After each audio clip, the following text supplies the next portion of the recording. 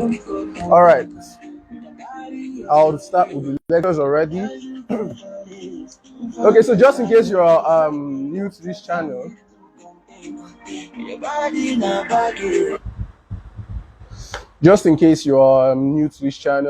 I remain your favorite real estate consultant, Esusa Asemuta, Africa's finest real estate consultant, Nigeria's very best, and this is our second edition of our Friday weekly lives, where we'll keep on lecturing you about the rudiments of real estate in Lagos. Okay, so we'll be starting off in about it will take 2 minutes to allow more participants to join in, because I would not want anyone to miss out on this lecture. All right, so sorry for the delay. Back to our lecture on the various property titles and what they represent. You know, real estate, yeah, you need to, let's say, know what you are doing. You don't just go after a property because it's in the right location, it's dry, it's a waterfront property and stuff like that. You have to do your due diligence. Like I said in the last edition of our live sessions, you have to know the titles. Those are very, very important facts. And titles are another big reasons why properties get this very astronomical increase in valuation. Yeah. So I'll start off earnestly with the various titles in Lagos State real estate. Please do let me know if you cannot hear me so I can work on that. So now we have various titles here. We have freehold, we have government acquisition, we have C of O, we have committed acquisition, we have global acquisition, we have governor's consent, we have Excision, and we have Gazette, and so on. So I'll be giving an explanation, I'll be breakdown of every single property, of every single title rather, and what they contain, their importance, and all that. And the ones to avoid, obviously, the ones that are good to go. Now, in the Land Use Act set up by Obasanjo in 1978, he more or less broke down the various types of the allocation of properties because of the disputes, the land disputes, the boundary issues and whatnot. He decided, okay, every single land is vested onto the state government, in which they are entrusted with the allocation of these lands to various citizens. It's like putting how do I put this now? It's like having sweets now that belongs to a couple of kids, and then you hand it to their teacher or their caretaker, and then you say, okay, you are in charge of allocating these sweets to these guys. Make sure it's as smooth as possible. That's basically what the whole act was about, because the whole dispute was becoming too tiring. Now, there are two classes of these lands here. We have the freehold land and then the acquired lands now. Now, with the freehold lands, these are lands where you can perfect your titles, or these are lands that already have these titles. Do you understand? Now, the acquirable lands, you have global acquisition, and committed acquisition. These are lands. These acquirable lands. You really do not go near them. You want to stay as far away as possible from them, because they belong to the government, and then there's nothing you will do when they want to come and take their land. They will take it. Do you understand? Now, for the freehold lands, we have the ones with freehold, C of O, governor's consent, and the likes. Now, let's start with the freehold, the ones that are totally free. Like I said before, this land use act gave the government the right to allocate, right? Now, with this allocation, there's the part where the government takes interest in these lands and then wants to use them for development purposes. That's for the states or LGA or whatever arm of government, whatever level of government rather. So with this taking interest into these lands, you dare say that, okay, it has been acquired by the government under an acquisition. Now, global acquisition is when they don't know what exactly they want to use the land for, but they have interest in it. And because of that, they are going on to put it under global acquisition, pending when they decide, when they have need for it, or when they decide, okay, yes, this is what we want to use it to do. Do you understand? Now with sorry, a bit of cough. Now with the committed acquisition, they already know what they want to use it for, be it a school, hospital, just like the free zone and the likes. They already know what you are using it for, and so they call it a committed acquisition. There is a project ongoing already. If you buy the land there is no amount of negotiation, begging. They will take it back, and then they will break it properly with all gladness, and then they would use it for that project. Now, the global acquisition, when you buy it, it's a problem already because you're buying government land. But there's something called regularization, whereby you can decide to regularize the land, rectify it. That way, it's basically passing through the government again. That, okay, see, as an individual, we ended up buying this land, and we do realize that you do not have an exact purpose for it right now. So we are going on to say, okay, Alpha, package it for us. Let us regularize it and let it have a title.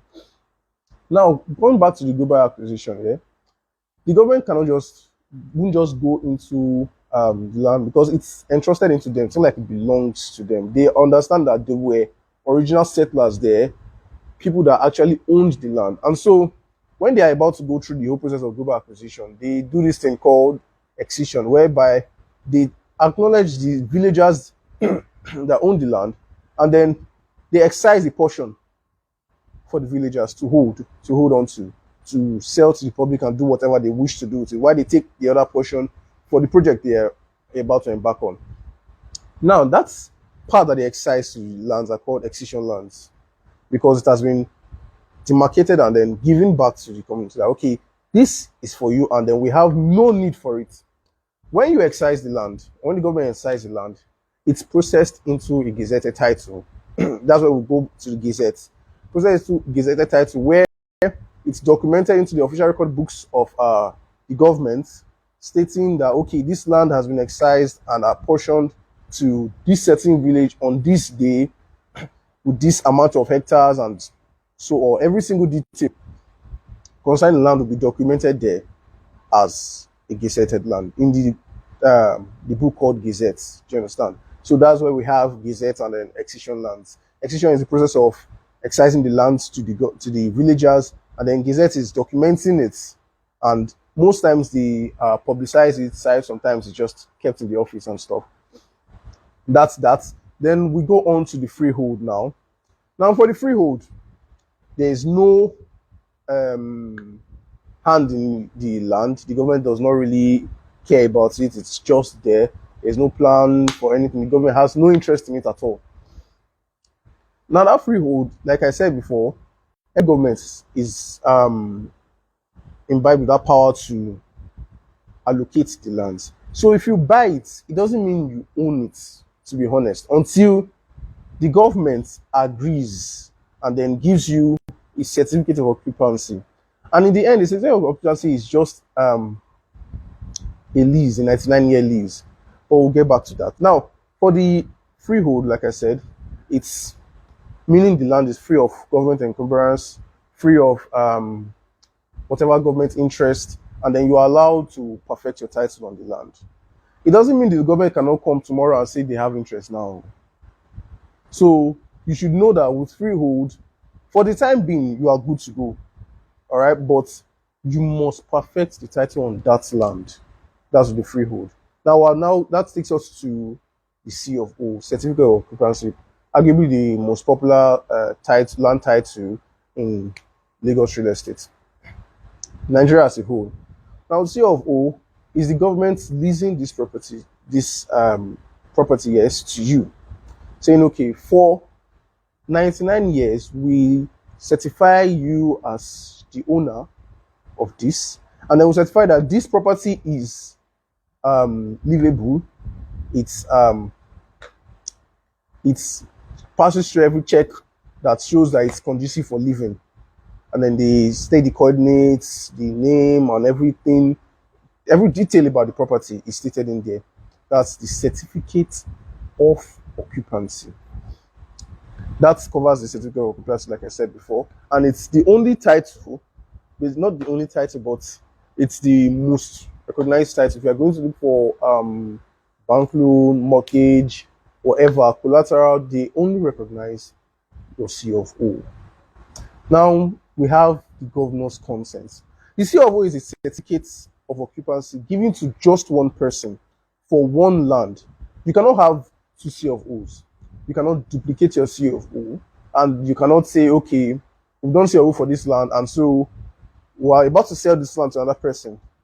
Want to give them their the C of O as person. You cannot do that because it was given to you from the government. The government allocated that portion to you. So for you to pass on a land that has C of O, to sell it to another individual, you have to go back to the governor to alert him that we are about to sell this property to another individual, and he has to approve for you to be able to sell it, and then for a change of title to occur. And that's where we go into governor's consent. Governor's consent is basically you going to the governor to say, we are selling a C of O land, and since a C of O is an intransferable title, we would like you to consent the sales of this property. And then the governor will give you his consent, and then you can now sell off to the next individual. At that point, the land does not have the C of O anymore. It has a governor's consent already.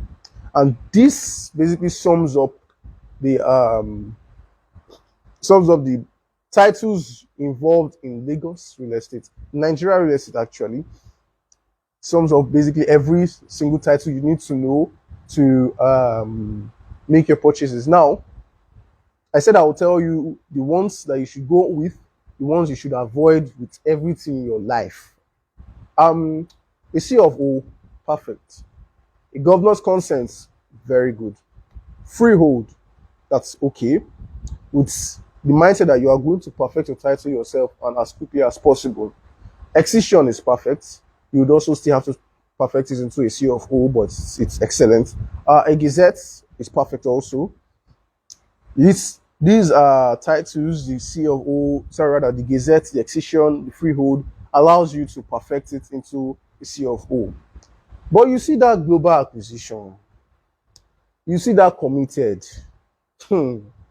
See, with everything you have, with every bone in your body, run.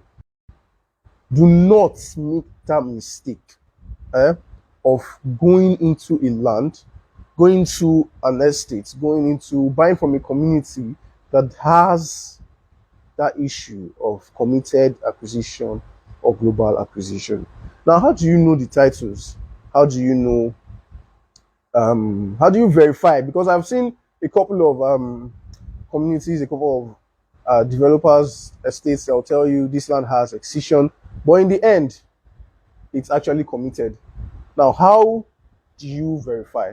How do you know that, okay, this is a perfect, this title is straight on point?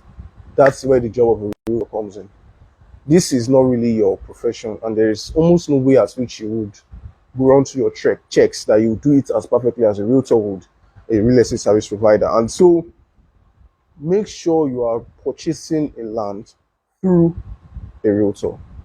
You need to put this on your checklist. Okay, am I using a realtor to purchase this land? Because these checks are very, very, very important. Very important. This verifying the titles and everything that is being stated, they are very important. With that, that comes to the end of the whole lecture. We'll be entertaining questions, or rather, I will be entertaining questions right now. Okay, the first question: are there cases where we get from community with illegal backing? Legal backing in the sense that the land is safe, or legal backing in the sense that I'll just try to assume because I do not know when you reply the question. But if you're asking if legal backing in the sense that the titles are right, most times these communities will not want to give you the survey plan. Or actually, they do not even have a survey plan half of the time. You'll just see them, they'll tell you, okay, this land, in their own words, nothing do everywhere clear, just package, a small thing, pay up, or more. First of all, if you cannot get a survey plan to a land before you make that purchase, I would advise you not to. Because you can't verify anything about that land without a survey, without the survey coordinates. When you have the survey coordinates, you can contact your realtor, you can contact, if you have a surveyor, that's also good. And then they would run the check through the Surveyor General's office to confirm the authenticity of that land, to know if it's under committed, to know if it's under global acquisition, to know if it's freehold, to know whatever, to confirm basically the, let's say, true story behind the land, to know if the community are being shady or they are being honest and straight to the point. So I'm hoping I answered your question. All right. In the absence of every other question, it was great having everyone here.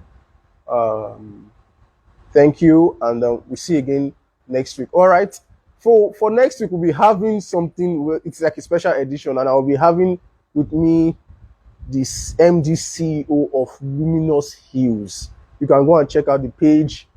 The owners of North Avalon Estates, Ekpe, will be having the Oga himself right with us, and he will run us through the estate, basically run us through why Ekpe should be your next point of investment. Believe me, if you are missing anything next week, this appointment on Friday 7 p.m., you should not miss it, because it's going to be it's be that transformation for you when you are giving that story of you went from grace to grace, from grass to grace, your whole generational wealth story. That live session will be part of it, believe me. So till we see you again next week, I remain your favorite real estate consultant, Esusa Asemota, Africa's finest real estate consultant and CEO of Spire Realty.